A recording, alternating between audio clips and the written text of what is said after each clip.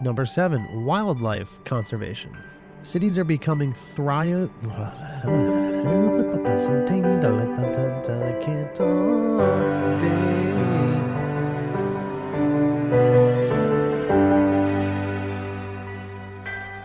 Most of us spend a lot of time wishing for a reset, a second chance, another shot at doing things differently. But second chances rarely show up the way we imagine. They don't come with instructions, and they certainly don't erase the past. Sometimes they just look like waking up again with the same problems, the same fears, and a quiet choice sitting right in front of you. Give up or keep going. And when you realize that choice is even there, something shifts.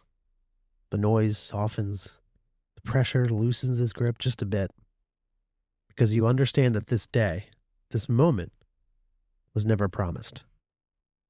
Some people call that a second chance. Others call it a bonus day. I think that's where hope actually lives, in choosing to keep going, in deciding to show up anyway, in believing that there's still something worth fighting for, even when the road ahead isn't clear. And if you're standing at that choice right now, staring down the road with uncertainty or anxiety, take some comfort in knowing you're not the only one. That awareness alone can make the road feel a little less lonely, a little less frightening, because you're not walking it in isolation. Someone has walked it before you and is cheering you on. Someone else may be standing where you are right now, looking for direction. And maybe, just maybe, each hesitant step you take forward is already building the momentum you need to break through into your own bonus day. I'm Dan Bradley, and this is Braving the Bright Side.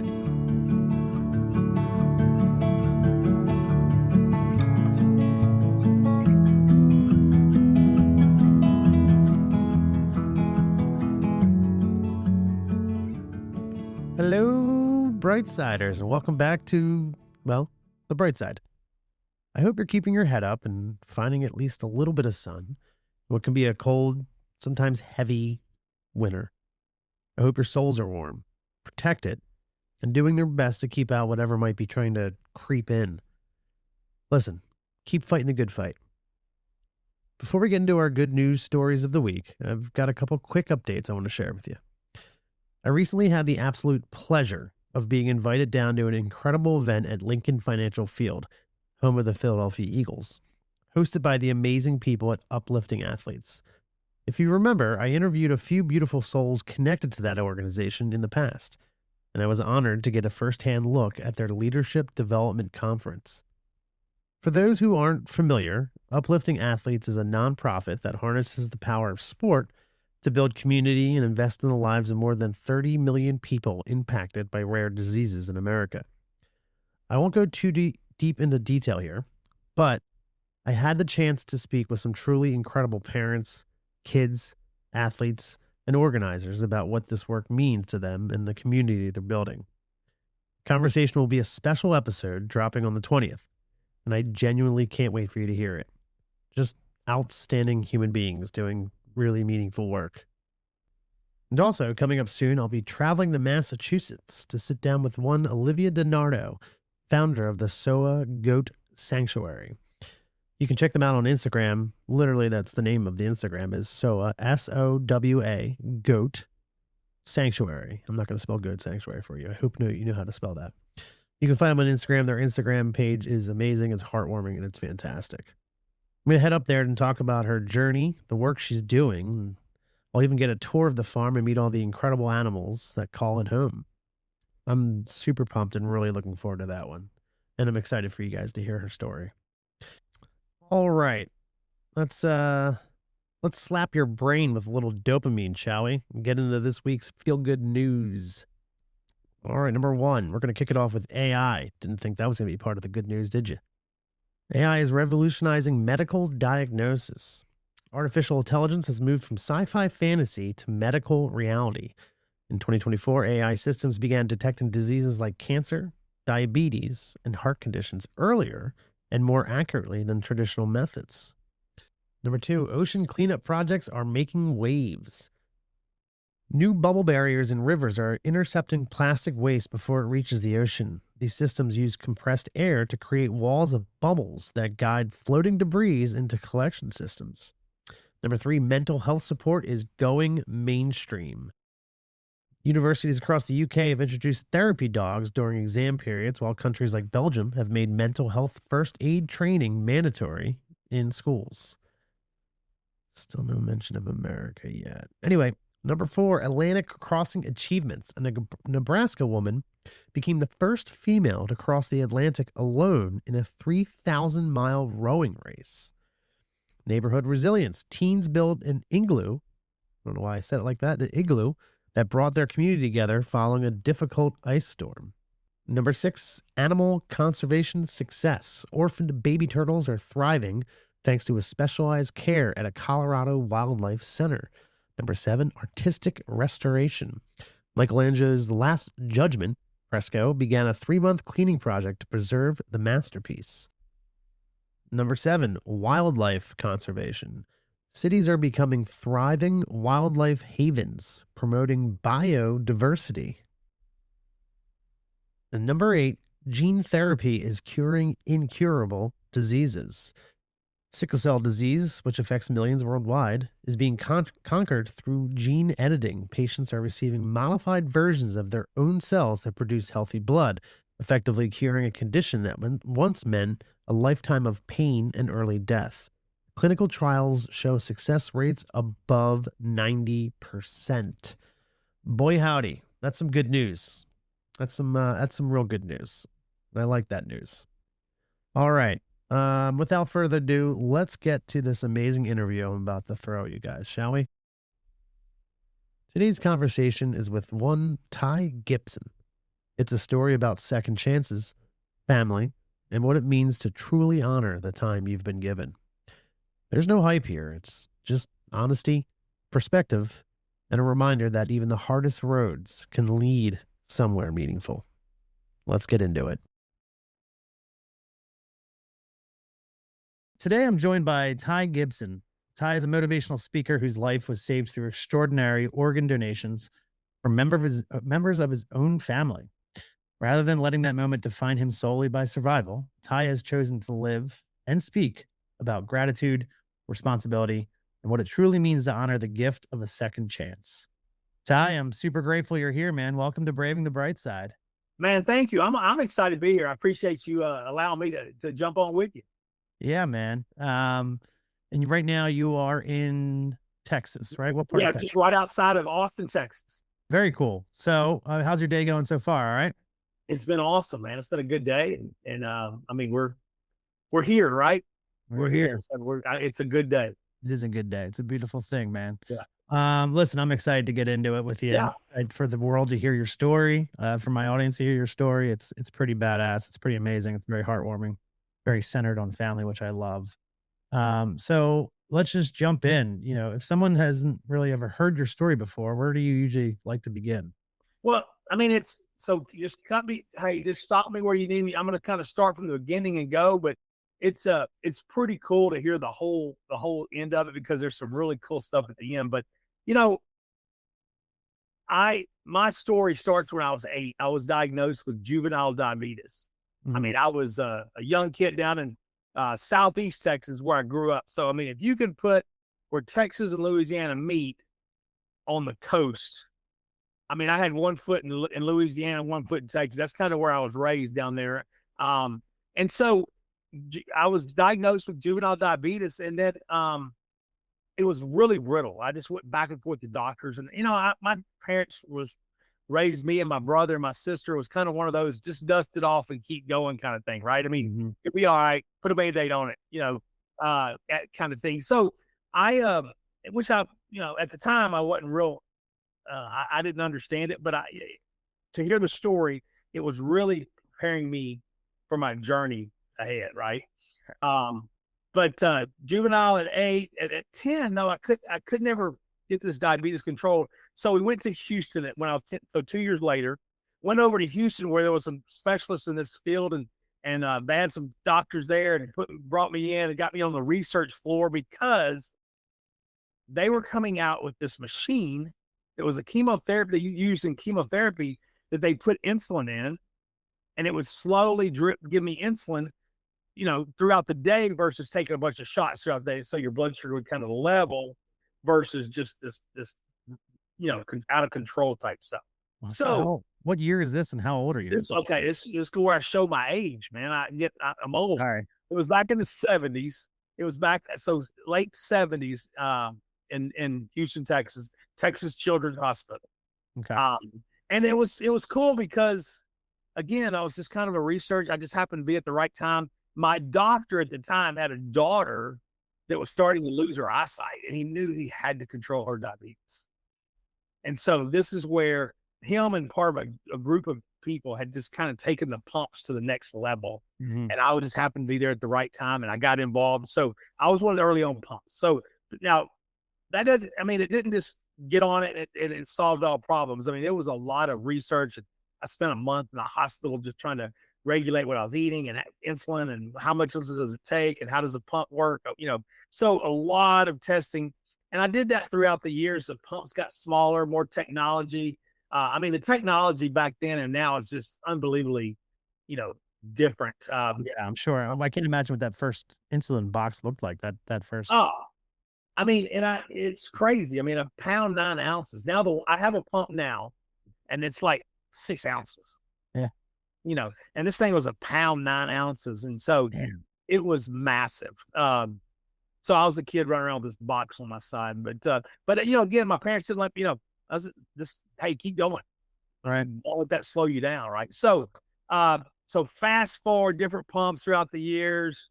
Then when I go to college, I do all that, and then at the age of 30, man, I'm working and I'm extremely tired. Mm-hmm. And I did, it was pretty cool. Of some of the things I got to do, and I, like I said, it didn't slow me down. I worked, but at age 30, it just kind of hit me like a ton of bricks. I was like, man, what is wrong? So I go to the doctor, come to find out my kidneys are failing. Man. And, I was just one of these that was tired of going to the hospital and all that. I'm like, all right, God, what does that mean now?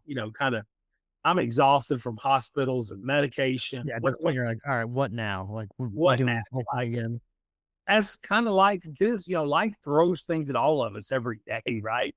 But that was kind of my deal at the time. Like, what medically, what is it now? He says, well, here's the deal. You got such brittle diabetes. You need a transplant, a kidney transplant. And I'm like, okay. But he said, you've got such brittle diabetes. If we just do the transplant, your diabetes is going to continue to destroy these kidneys, and it's going to just really be a bad scenario. So he said, but there is a doctor in Baltimore, Maryland, that's doing this research where they do a kidney and a pancreas. Now we got to find out if you're a candidate. And so anyway, long story short, I fly over to Baltimore. I do all the work. I spent 2 days there just testing, and Dr. Stephen Bartlett was the doctor over there that was doing this research. And he said that I was a candidate. So now we got to keep, my mother, who was 60 at the time, said, Ty, I have 2 kidneys. And if the doctor says I can give you a kidney, I feel like that's my role in life. Wow. And I said, yes, ma'am, no problem. So, so now, and she tests and everything, and her kidney is actually matched me perfect, which was great. Mm-hmm. I have a kidney, but here's the thing. For the pancreas, it has to be a deceased donor, right? An organ donor. And so that's where it really gets hard, because now I got to get put on a list. And my kidneys, my mother's ready. I'm ready, but we have to wait on that pancreas. And so I'm on this list. I'm still continuing to work. I'm going to work every day. I come home and I'm back. I got to get to bed by 6 because just to have the energy, right? Just to recharge. Yeah, just to recharge. And so I'm going through that, and I finally got to a point where I'm like, I didn't want to go on dialysis because they said a lot of times the organs don't react as quick if you've been on dialysis. Okay. So my biggest deal is I don't want to go on dialysis. Well, You're trying to hold off. I just wanted to hold off. Yeah, exactly. but I finally got to a point where I said, you know what, I've got to do this. So I called the doctor. I said, guys, I got to come in. So I went in to the doctor just to see if I'm, about getting ready to get on dialysis. That was on Thursday. On Sunday, Super Bowl Sunday, I get a call from Maryland. It says, hey, Ty, there's been an accident. There's a pancreas that matches you perfectly. Wow. And he said, so we're going to prepare the pancreas and continue, but we need you to mobilize and get to Baltimore, which we had arrangements with flights and all this stuff, right, to get over. You're ready to go. Because we didn't know what time it was going to happen. Middle of the night, kind of like it did. So bags were packed and we just took off. And it's kind of like the movies, man. You get there, hurry and wait kind of thing, Yeah. But we get there, we get to Baltimore, BWI, and we get over to the hospitals and it's so the way it's set up, I've got 3 operating rooms going on. I'm in the middle. They're a team that's working on the organ, myself, and then a team working on my mother. And so 16 hours later, we had a successful surgery. And your mother's 60 at this point. 60, yes. And so so the crazy thing was that it took a while because they said when they were trying to sew up the kidney, it started working immediately. Wow. And the doctor, which was amazing, amazing. And so 16 hours later, my mother was sitting beside me when I woke up in the recovery room. My mom was sitting beside me, which was really cool. Yeah. But I always struggle right here at this point in my story because somebody made a decision to be an organ donor. That, there was a tragedy in some family, right? Right. And so I never have gotten the opportunity to meet the family, which I would always open that door to. But they have no idea what they did for me and my family. And so I always just very, very thankful of whoever that is to make that decision. Yeah. And so I always encourage organ donation, in any place, anywhere, because the amount of lives that it changes is a miracle. Yeah. I mean, you just can't say enough about that. And also it's important, like you just said, to honor that person and that family who had gone through tragedy, but through that tragedy is kind of, well, there's that one glimpse of hope. I mean, that one little shining star out of all that tragedy. I mean, and you feel for families that go through that, but the biggest gift they could give is gift of life to others. And that's what that individual did. And with me, and probably, tell whoever else, because there's so many different organs can save lives. There's up to 8 organs that save lives, but there's so many others that just enhance lives. Right. Right. But anyway, so I'm just very thankful for that person that made that choice and the family that was willing to honor their choice. So anyway, we get through the surgery, and let me tell you, that first year after the surgery was brutal. I mean, because you got to think about it. You got organs going in your body's trying to fight it. So I came out the first day after surgery, 65 pills a day I was taking. 65 pills.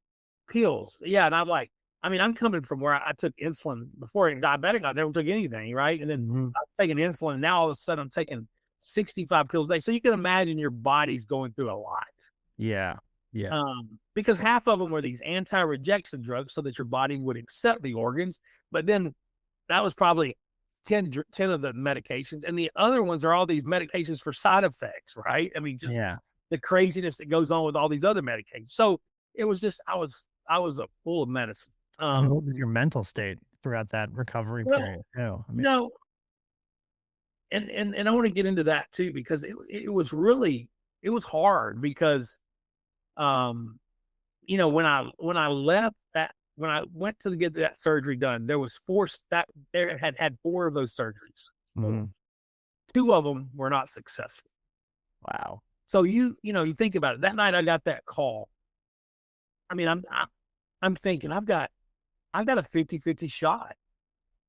And at the time I had a 6-year-old. So that's where I always say walking out of that house that night with my backpack and not sure if I was ever going to get to see my daughter, my family. It was a hard thing to do, but I know what I did know is I didn't want to live a life of being on dialysis, and really being on dialysis sometimes don't last. You can't stay on it that long, and the quality of life. And I really wanted the best for my 6-year-old. Yeah. I wanted to live a life with her. Right. So then we fast forward a little bit, right? After a couple of years, because of that surgery, I was able to get married. I was able to adopt my second daughter. I was able to open a business. And I say all that because we all are facing something. Mm-hmm. Everybody, I feel like, there's a lot people are dealing with. Every day we get up, we got something, right? Yeah. We're all, and I want to encourage whatever that wall is that's in front of you today, whoever it is, right? That it's worth the fight. Because on the other side of that wall, like I said, I was able to get married, adopted we got Reese, my second daughter, at birth. And I just want to say, encourage people to keep fighting, because there's times where we feel like it's hard, and it is. There's no doubt it is. This world we live in is hard. That's why I feel like we gotta lock arms and put our arms around each other. Even though you're an Eagle fan and I'm a Cowboy fan, we can still lock arms and get through this, right? Yeah, I just won't look at you while I do it. That's all. We can still definitely lock arms. I had to bring that up. I had to mention it somewhere in the interview. But I'm just saying, the world we live in is tough. Yeah. We really do need to, help each other through. But and the story doesn't end there. It even gets better. Mm-hmm. So, as we know, organs don't last forever, right? So the pancreas lasted for 12 years. And so what I want to say is, did you know that 12 years. Going into it? Like, did you know, okay, I got a new pancreas. Eventually I'm going to have to get another one at some point. Yes. I knew it wasn't a lifelong forever thing. But I just didn't know how long. Really, it's kind of different. Some of them just reject early. Some last, it's all over the board. Right. But I had 12 years of no diabetes, which was amazing. Yeah. Absolutely amazing. And my mother's kidney lasted me for 20 years. So, I lived a beautiful life. I worked with, like I said, I had this company we started, and 45 employees and all, it was all, and I couldn't have did that. Being on dialysis and being sick of, I couldn't have did it. Yeah. And probably wouldn't have lived long enough to do it. And really, I look back, I wasn't even really, looking at my 6-year-old, I was like, I never dreamed too far out, because I didn't think I would be there. Yeah. You know what I'm saying? I didn't really plan. And I go back and I think about that. I really tried to live day to day, because I just didn't know what was there. And really, that's the way we all live. But when you don't have hope, it's a different way of living. And I encourage, that's why I'm here. I never thought I would be somebody and go around talking about speaking and talking about this, and I'll tell you why. So about this time in the story, I went down to one of my wife, and I grew up, remember my dad said dust off. So I never thought nobody wanted to hear my problem. So I didn't really talk about it. Right. Half my employees didn't even know I was sick, because I just had to put this face on and keep going. But I went down to my wife's a big extended family reunion, and she said, "Ty, do you mind telling your story?" And I'm like, "Well, I'll be glad to tell them if they want to listen to my I don't, if they want to listen, I'll tell them." And so I did. I told the story, and people were listening, and I'm like, okay. And on the way home, I get several texts from her family, and they said, "Hey, thanks for sharing, but I signed up for the organ donors after hearing your story." Wow, that's amazing. And I thought, man, how selfish am I if I can simply tell my story and help others? And that's why I'm really here today. But so I got to 2019 with my kidney, right? Mm-hmm. And in 2019, my kidneys failed again. So my mom's kidney failed. after 20 years, which I was very thankful for the 20 years. My sister, my older sister was lined up to be my donor. She matched, which was great. We were excited about that. And then I got put on dialysis immediately, which is what I didn't want to do. And I'll tell you this, and if dialysis center is a tough place. And if you know anybody going through dialysis, if you know friends or family going through it, encourage them, because that's a kind of a hopeless place. Yeah. You think about it. People are waiting there for somebody to sign up to be an organ donor that matches them. So it's just a place of, it's just a hard place. And I, the people that work there are amazing people. And I just always say, man, if somebody, somebody, pray for them, because that's a tough place. But anyway, so we go through that. I'm on dialysis. I'm going every day. I did about 8 months. So I would go 3 days a week from 4:30 in the morning to 9. And then I would get up and go to work. And I had to put on that work hat, like, hey guys, let's go. We're all, keep and kind of be the face. And a lot of them employees still didn't know that I was going through. Impressive. Because, it was just the way I was raised again. It kind of, I just, nobody wants to get from. So anyway, they're right at the end. They come through and they come back and they say, Ty, your sister's kidney's not, she has some issues with her kidneys that it's probably not going to be a good match for you. And so we probably shouldn't do that. So again, a kind of a kick in the face a little bit, right? I'm staying on dialysis. And my wife, who said, she was a different blood type than me this whole time, went in and said, hey, I'm going to go donate my kidney. And in return, somebody donates yours and you'll get moved to the front of the line. So we have a match, right? We donate a kidney, we get a kidney kind of thing. And so she has to go in and get blood work to us. And anyway, so she goes in and I get a call and she's crying. I mean, she is like, and I'm like, what is wrong?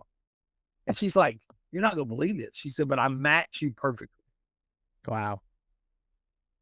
And I mean, so all that to say, 5 weeks later, I received my wife's kidney. So that's crazy. That's insane. Wow. It's a miracle. But, yeah. But when and I laugh, I kind of laugh sometimes. I'm like, come Mother's Day, I mean, I don't have enough money in the world to take care of my mom and my wife that has given me life, right? Yeah. It makes some of our hard conversations around the house. She'll tell me, no, Ty, I gave you a kidney. Yes, ma'am. I just want to listen and do it. Grin and bear it, baby. She gave me a kidney. But anyway, so I say all that to say, again, whatever we're dealing with, it's worth the fight because of all that. And let me tell you, that 6-year-old daughter that I looked at and left that day, not sure, if I'd ever see her again. Mm-hmm. I walked her down the aisle last month. So it's pretty cool. Wow. That's incredible, man. So, I want to encourage people that life is not easy and whatever, everybody has a story. But I want people to really, take small steps. And I hate when I say, oh, go be positive thinkers and, all this stuff. But if you don't mind, I want to give them 3 small, quick steps that I use. Because people ask me, said, Ty, how do you get through something like this? Mm-hmm. And I really thought about it because I don't want this long. Hey, go be positive and whatever. What does that mean? Right? What does that really mean? But there's the first step I came up with is grow or die. This is kind of what I thought, right? And when I'm faced with adversity, when I was going through that, grow or die. And I wanted to grow because I had a family. Find your why. It was my daughter. It was my wife. That's why I wanted to grow and not let because when I say die, I don't mean death. I mean the death of a dream, goals, your passion, your purpose. Don't let that stuff go. And then the second one is, do I hope or despair? And that's how we think. That we want to be a negative, poor, pitiful me. I'm the victim. Why did I have to get all these organs, jacked up organs? Why was I diabetic? And why did I have to get put on all these things, right? I mean, you can talk about, find the positive somewhere, find it somewhere. Just it may be very small, but find it. And then number 3 is humor or drama. That's how we talk. Mm-hmm. So if we're talking about, if we went around talking about how poor, pitiful me, and I'm the one that has to go through the doctor. I have to do this. I got to take shots. I got to wear insulin pump. And those things just start to wear on you. So so what those boil down to, grow or die is what we do. Hope or despair is how we think, and humor or drama is how we talk. And if we do those three small things, it puts our mind into a positive state. And with that being said, then we'll be a positive thinker, right? So, I mean, again, I'm not a, I've got a PhD in life experiences. I'm not I'm not a big, but I mean, I can tell you that right there is what got me through it. Yeah. Yeah. So you discovered these 3 steps while you were, while you were going through it and, just waiting on kidneys and whatnot? Absolutely. Because I look back and go, man, how did I get through it? But these are the things I would process of like, I'm not going to let it win. But then, I even still to this day when, my wife will know I'm not feeling good. She said, "How you feeling?" I'm like, "Oh, I feel fine." But that's me processing that.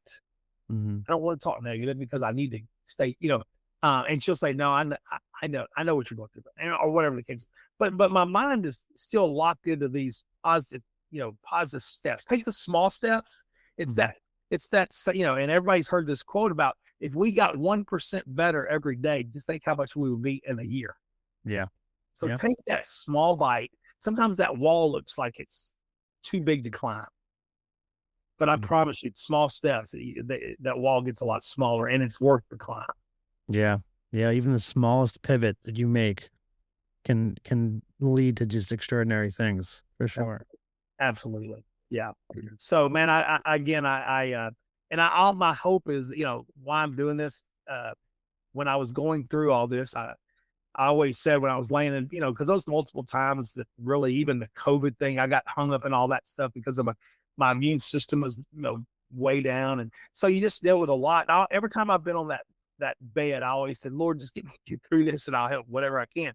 So when I sold my business, my wife and I sold our business last year. Mm-hmm.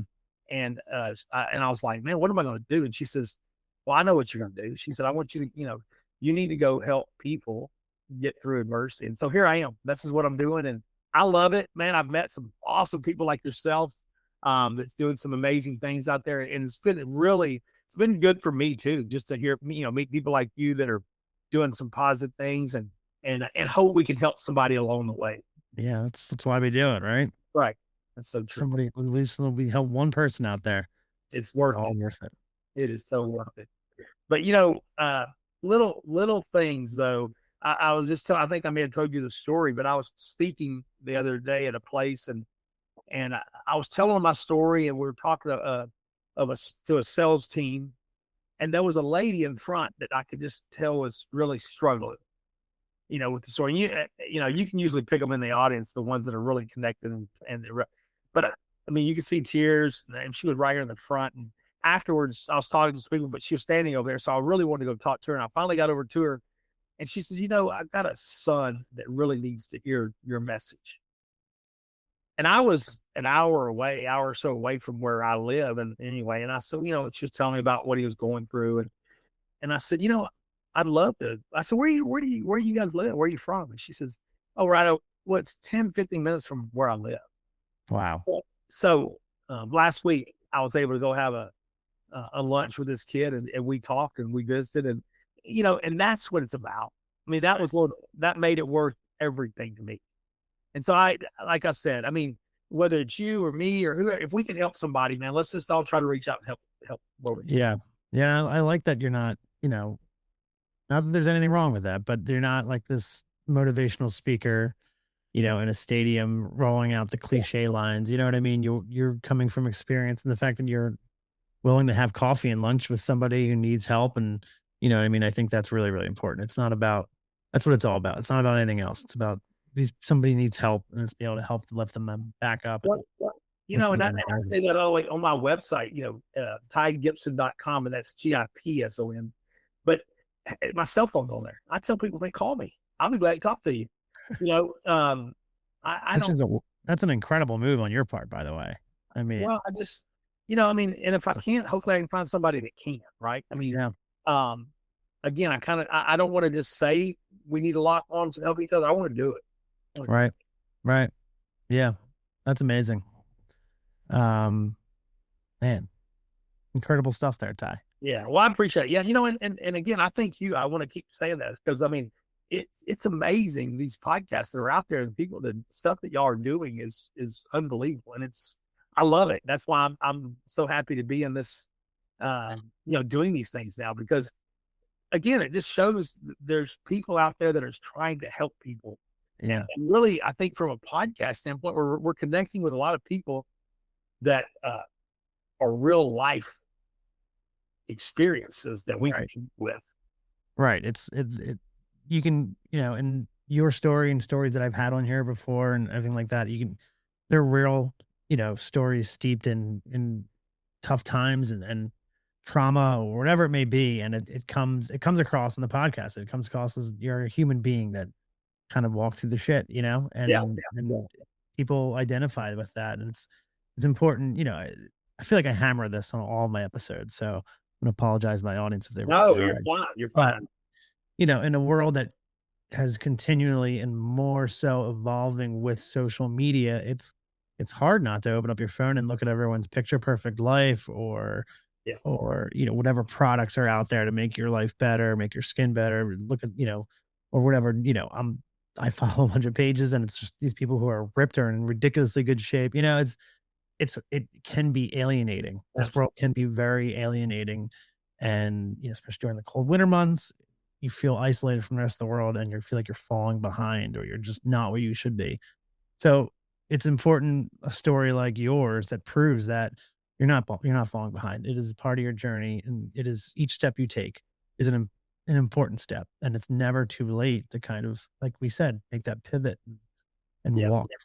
And we're all human and we're all gonna have this stuff. And I encourage people, I'm a big I put things up to remind me every day because I mean we're human and I'm gonna wake up tomorrow, probably have something I'm dealing with or next week or whatever, right? And we got it. It's not like that. You just get all that out of the way. We're gonna continue to see these things. So, I mean, we laugh and I mean I've got things sitting around here, in my office. I mean, here's one. It says a positive mindset turns obstacles into opportunities. That's something I just wrote down. I've got it sitting in front of me. Love that. But we need to encourage each other. And sometimes I got to encourage myself.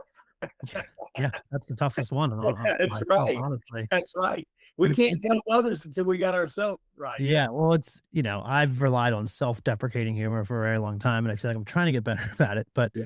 it is easy to tear other people down rather than Yeah. lift them up. It's the whole name of the podcast, Braving the Bright Side. Like, Yeah. it's easy to go with the flow and yell with everybody else and scream and be angry with everybody else, but take a point of empathy and understanding. That's where it takes the most guts and the most bravery, and it takes more effort, honestly, and that's what we're trying to figure out and find those people, and you're one of those people, so Well, I appreciate it. I really do. I yeah.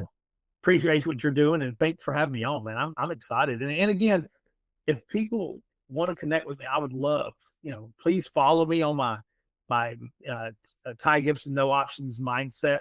Mhm. I Yeah, know. let's get into it. Let's talk about what you're Okay. doing out there. So, floor is yours. Let's talk to the Yeah, people. no, I've got a podcast. I mean, never in my wildest dreams, Dan, I thought I'd be doing a podcast, but here I am. I'm doing that. Um, I mainly do, public speaking. I go in and try to just encourage people. And it's funny. I mean, I always tell people, they're like, hey, when and where? I'm like, you tell me when and where. I'll sit in the lobby and talk to y'all if you let me. I mean, it doesn't matter if I can encourage people. But I do public speaking, and then my podcast I said is a no options mindset with Ty Gibson, and that's on Spotify and Apple Music, all those out there. But please follow me. I'd love because it notifies you when the new episode comes out. One drops each week, and so I'd love for you guys to follow that. And then, like I mentioned earlier, TyGibson.com, GIPSON, is has all the information. It has some stories. It has some other people's stories. But I would love, I mean, if you guys want to connect with me and have questions, I mean, if it's about, going through diabetic issues, if it's about adoption, if it's life, right, man, if I can encourage you through it, please pick up the phone and call me. It's awesome. Yeah, I mean, when I was trying to connect with you earlier, I literally almost texted you. I was like, I think this is his number. I don't know. It And is. your number is literally on your website. Yeah, it is. I think Yeah. that really shows your transparency and your character, man. It's Yeah. awesome. Well, I appreciate that. I really do, man. And I hope, like I said, if we can help. I mean, you talked about the other day, man. If we can help one, it's what we set out to do. Yeah, it's awesome. It's cool coming across another human being with a story. I mean, we all have our stories, right? I've said before, I think everybody should be able to write their own biography and Yeah, tell their story that's right. before they die. But it's really cool to come across somebody else that's like steeped in, positivity and Yeah, turning the page in life and assuring other people that it's going to be okay and we can plow past whatever you're dealing with and there's a whole other world on the other side of it. So it's yeah. important. But another thing though that I think people need, and I have some friends. I was talking to a friend this morning about this. A lot of times people think you see these successful people, you see like you're talking about social. I promise everybody that is things aren't just falling in their lap. They're Mhm. making things happen. And if we want things to happen, we've got to get out and do it. And sometimes it's just looking in the mirror and going, because it doesn't cost a dime to be a positive thinker and you get yourself up and start doing what you need to be doing. Yeah.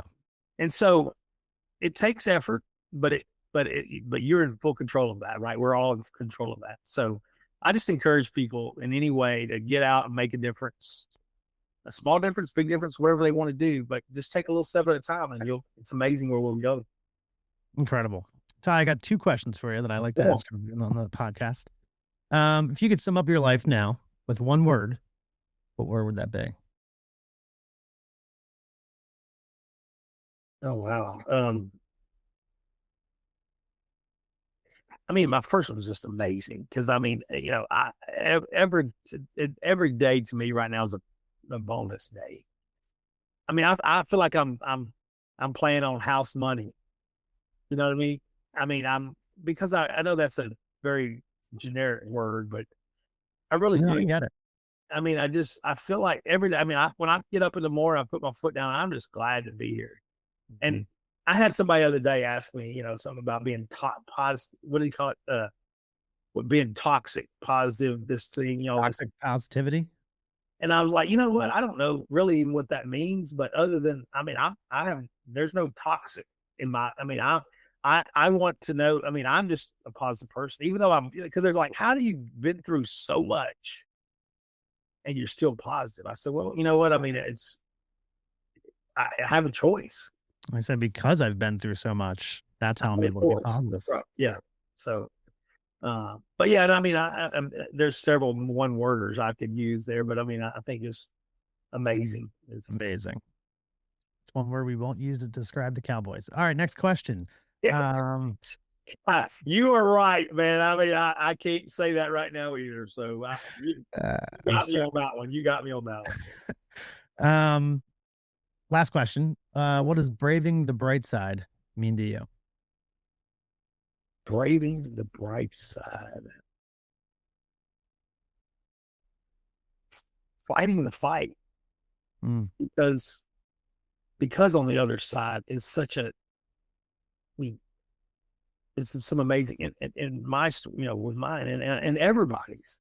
I mean, in your story, I just heard a glimpse of yours, but you made a decision to get on the other side of it, and I think, I mean, look what you're doing now, right? I mean, you've changed and I think everybody can make on the other side of that is just some amazing things. It's a life um that we all can enjoy and you can help others. When you help others is when you really feel life to me. Our purpose is, really the purpose for all of us is to find our gifts that we've been given to help others. And I think when you find the gift, we all have one. We mhm. all have the gift that we have a gift to help others. And that's what purpose really is, right? And when you find that, it's amazing. And I think that would be to me is kind of, I don't know if that answers your question, but I apologize for the runaround there. But It was beautiful, man. That's beautifully well said. Honestly, That's why I love asking that question, because it Yeah. means something different to everybody. And Yeah. yeah, that was awesome. It's beautiful. Good. Good. Good. Well, Ty, this has been a lot of fun, And honestly. it has. I love it. And again, thank you for allowing me to even be on here. Yeah, dude. Well, maybe sometimes I can come by and be on your podcast at some Yeah. point. Well, yeah. So we're gonna do that. We're gonna make that happen. So we'll get you. You guys will have to follow and listen to Daniel mine so we can get Deal. him. Yeah. Well, okay. And I will also put your podcast and your website in the description of the episode so people can click right on it, head right there, follow, and then call you for recipes and life support. Come on. That's Life right. I help. love it. I'm here. I'm here. Ty, this has been amazing. Your story, there's so many different elements to it that I love, that is impactful, where everything from, diabetes and being born with it and dealing with that, to your family kind of stepping in and supporting you, and, your mother giving you life twice, essentially, and Yeah. your wife stepping in and, you know, you, sometimes it's easy for people to be handed, we've kind of touched on it, handed a tough hand and then just be like, well, this is it then. But you've taken your second chances, and really turned it into something beautiful, and you've turned it into a way to help others. And I don't know if there's ever, another great example of someone who is a warrior for the light out there, is for making the world a better place, a little bit of a lighter place. And that's what it's all about. So I mean, in terms of a guest for Braving the Bright Side, man, you're you're an all-star, I I tell you. appreciate that. I really do. And again, thank you for what you. Yeah. No, listen, it's my pleasure, my honor. All right, Ty, you have a lovely night and you take care of yourself, buddy. I appreciate you, man. Thanks again for what you do. Absolutely. You take care. See you, man. Awesome, awesome stuff. I'm really grateful to Ty for sharing his time, his story, and his heart with us today. Conversations like this are a powerful reminder that second chances aren't about erasing what we've been through. It's not a reboot or just wiping the slate clean. They're about choosing how we show up moving forward. Ty continues to show up for others, to lift people up, and to bring a whole lot of brightness into the world, despite being a Cowboys fan. Ty, truly, thank you for the work you're doing out there and spending a little bit of time with us. As we wrap up today's episode, I want to leave you with this. Clarity and confidence doesn't always show up with second chances. Sometimes they show up very quietly, sometimes out of nowhere, as another morning, another breath, another opportunity to keep going. If you're struggling right now, please remember this. None of us are meant to do this alone, and you don't have to. If something in today's conversation stirred something in you, or if you just need someone to talk to, I'd genuinely love to hear from you. You can reach out anytime at bravingthebrightside@gmail.com, or find me on Instagram at braving_thebrightside. And if you've got a story you feel called to share, maybe your voice is one we need to hear on this show. Thank you for spending a little time on the bright side with me today. Until next time, keep braving it. One step, one sunrise, one honest conversation, and yes, one bonus day at a time. You take care. I'll see you next time.